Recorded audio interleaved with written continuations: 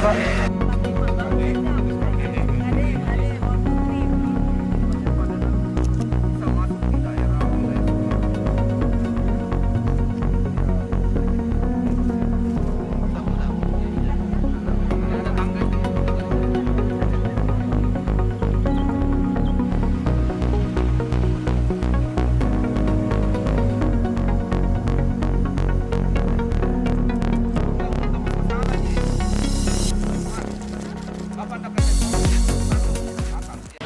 Jadikan di bawah, jadi tidak perlu dia naik ke atas kan, supaya akses wisata itu bisa lebih Oh, jadi mau dibuatkan akses di bawah.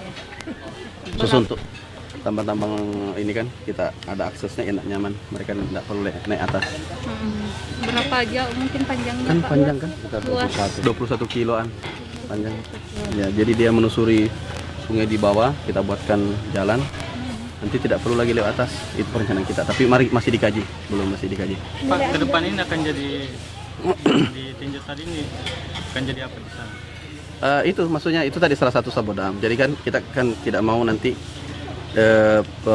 di sini kita mau rapikan kan, maksudnya supaya jalan tambang ada khusus, kemudian jalan wisata itu tidak terganggu gitu kan. Kalau kan kadang-kadang pergi ke Malino kan di belakangnya truk-truk itu kan. Iya.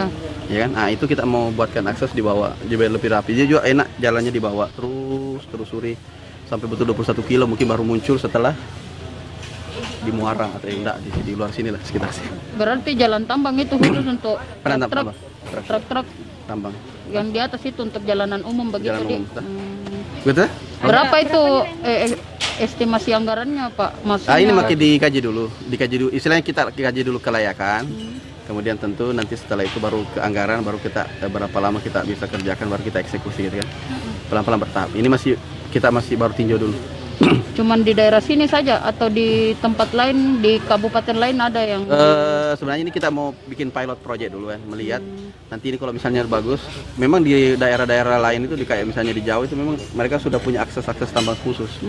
Jadi tidak boleh bercampur-campur sebenarnya, memang jalan-jalan umum, supaya harapannya itu ke depan tidak menjadi ketika akses, kalau truk itu kan beresiko ya, truk besar segala macam dan sebagainya, bikin bisa membuat yang kecil-kecil itu susah kan.